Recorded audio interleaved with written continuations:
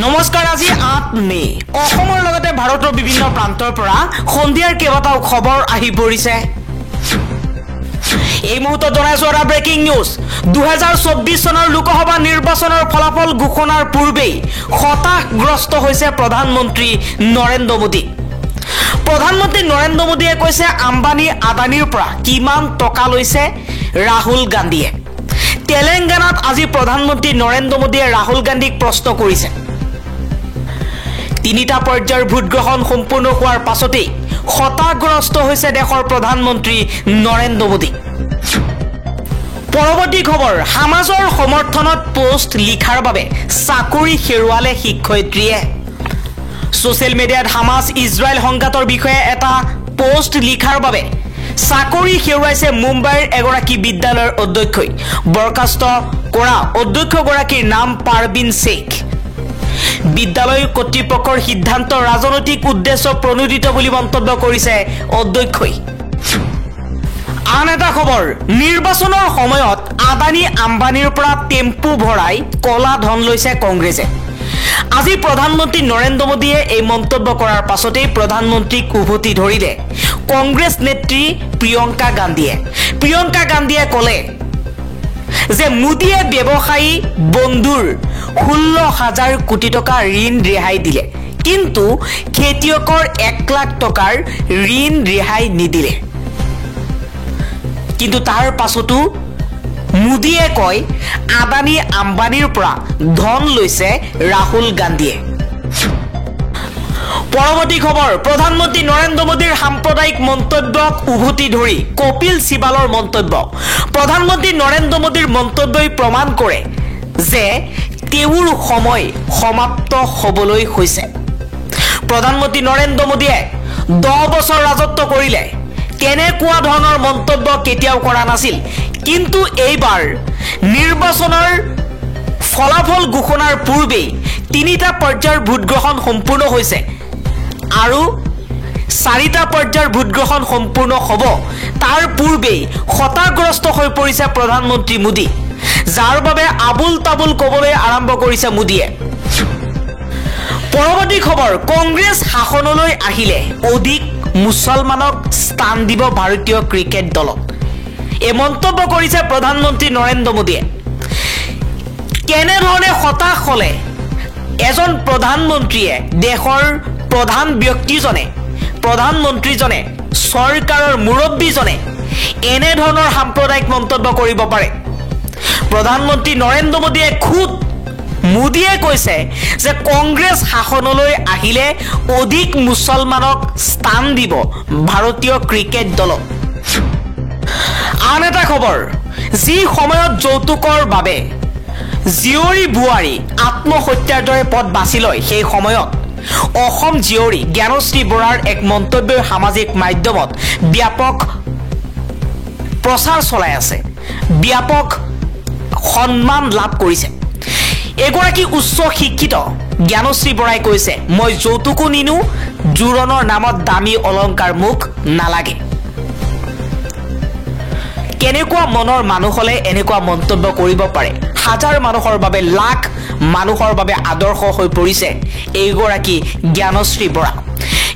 বৰাই কৈছে মোক যদি ভাল পায় মুকেই বিচাৰক যৌতুকত নিয়া সামগ্ৰিক নহয় জোৰণৰ দামী অলংকাৰ কাপোৰ নাকচ কৰি বিয়া হ'বলৈ ওলাইছে অসম সন্তান জ্ঞানশ্ৰী বৰালৈ মোৰ ফালৰ পৰা অভিনন্দন আৰু যুগ্ম জীৱনৰ বাবে বহুত শুভেচ্ছা জ্ঞাপন কৰিছো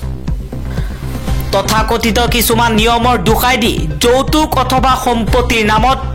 কিমান গৰাকী নাৰীয়ে স্বামী গৃহত গৈ অত্যাচাৰ কটু কথাৰ সন্মুখীন হ'ব লাগে তাৰ জ্বলন্ত প্ৰমাণ আমাৰ সমাজত আছে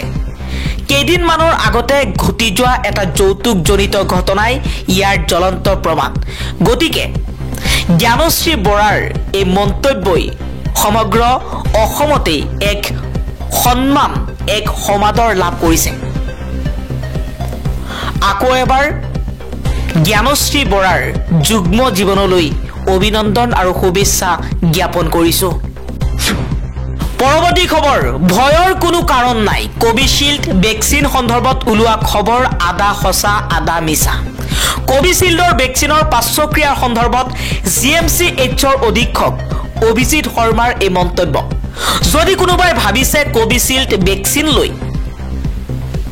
অসুবিধা হৈছে তেনেহলে ডক্টৰৰ ওচৰত আহি পৰীক্ষা কৰাওক কিন্তু ভুৱা কথা সমাজত প্ৰচাৰ কৰি সমাজত অশান্তিৰ সৃষ্টি নকৰিব এই মুহূৰ্তত জনাইছো এটা ব্ৰেকিং নিউজ তৃতীয় পৰ্যায়ৰ নিৰ্বাচন চলি থকাৰ সময়তে প্ৰধানমন্ত্ৰী নৰেন্দ্ৰ মোদীৰ সাম্প্ৰদায়িক মন্তব্য প্ৰধানমন্ত্ৰী মোদীয়ে ৰাম মন্দিৰ আৰু বাবৰি মছজিদৰ কথা উল্লেখ কৰিছে প্ৰধানমন্ত্ৰী মোদীয়ে কৈছে 400 আসনত এই কাৰণে জয়ী হ'ব বিচাৰিছো যাতে কংগ্ৰেছে অযোধ্যাৰ ৰাম মন্দিৰত বাবৰি তলা লগাব নোৱাৰে নিৰ্বাচনী বিধি উলংঘা কৰি প্ৰধানমন্ত্ৰী মোদীয়ে বাবৰি মছজিদ আৰু ৰাম মন্দিৰৰ প্ৰসংগ উত্থাপন কৰিছে যদি আইন সকলোৰে বাবে সমান প্ৰধানমন্ত্ৰী মোদীৰ বাবে এটা আইন আৰু বিৰোধীৰ বাবে আন এটা আইন কিয় প্ৰধানমন্ত্ৰী নৰেন্দ্ৰ মোদীয়ে মুকলিকৈ নিৰ্বাচনী বিধি উলংঘা কৰে কিন্তু তেওঁৰ বিৰুদ্ধে কোনো ব্যৱস্থা গ্ৰহণ নকৰে নিৰ্বাচন আয়োগে কিন্তু একেই ভুল বিৰোধী দলৰ নেতাই কৰিলে তাৰ স্থান হয় জেল এখন দেশত দুটা আইন কেনেকৈ হ'ব পাৰে পৰৱৰ্তী খবৰ জনতাক বিভ্ৰান্ত কৰা পতঞ্জলিৰ ভুৱা বিজ্ঞাপনৰ বাবে ৰামদেৱৰ লগত সমাজৰ প্ৰভাৱশালী ব্যক্তি আৰু চলচ্চিত্ৰ তাৰকাও জগৰীয়া এবাৰ উচ্চতম ন্যায়ালয়ে এই মন্তব্য কৰিছে আন এটা খবৰ নিৰ্বাচনৰ আগত ধন বিলাই হাতেলুতে ধৰা পৰিছে বিজেপিৰ মিত্ৰদল UPPLৰ নেত্ৰী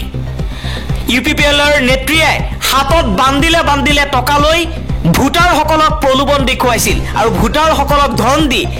ভোট লোৱাৰ চেষ্টা চলাইছিল UPPLৰ এইগৰাকী নেত্ৰীয়ে আৰু এইগৰাকী নেত্ৰীক ধৰিছে ৰাইজে আৰু আৰক্ষীয়ে জব্দ কৰিছে UPPLৰ নেত্ৰীৰ পৰা বান্দিলে টকা ভোটাৰৰ মাজত টকা বিলাই আৰক্ষীৰ জালত ধৰা পৰিছে এইগৰাকী চিৰাং ব্লক UPPLৰ মহিলা কোষৰ নেতা ফ্লৰেন্স ইজলাৰী আৰু মহিলাগৰাকীৰ লগত যোৱা ব্যক্তিজন হৈছে গাঁওৰক্ষী বাহিনীৰ সম্পাদক বিজয় মুছাহাৰী এতিয়া প্ৰশ্ন হৈছে যে ধনৰ বিনিময়ত ভোট বিচৰাৰ ৰাজনীতি কৰিছে নেকি UPPL তথা বিজেপি মিত্ৰজোঁটে এই কাৰ্যক তীব্ৰ গৰিহণা দিছে স্থানীয় লোক আৰু BPF এতিয়া প্ৰশ্ন হৈছে দেশত চৰকাৰ থকাৰ পাছতো আঁচনি দিয়াৰ পাছতো টকাৰ প্ৰলোভন দিয়াৰ অৰ্থটো কি বিজেপিৰ বাবে পৰৱৰ্তী খবৰ ন্যায় যাত্ৰাৰ পৰা ন্যায় যুদ্ধত নামিছে কংগ্ৰেছ যুৱকে মহিলা কৃষক শ্ৰমিক সমতাৰ হৈ যুঁজিব এতিয়া কংগ্ৰেছ নিবনুৱা যুৱকৰ চাকৰি নিশ্চিতকৰণৰ প্ৰতিশ্ৰুতি কংগ্ৰেছ নেতা ৰাহুল গান্ধীৰ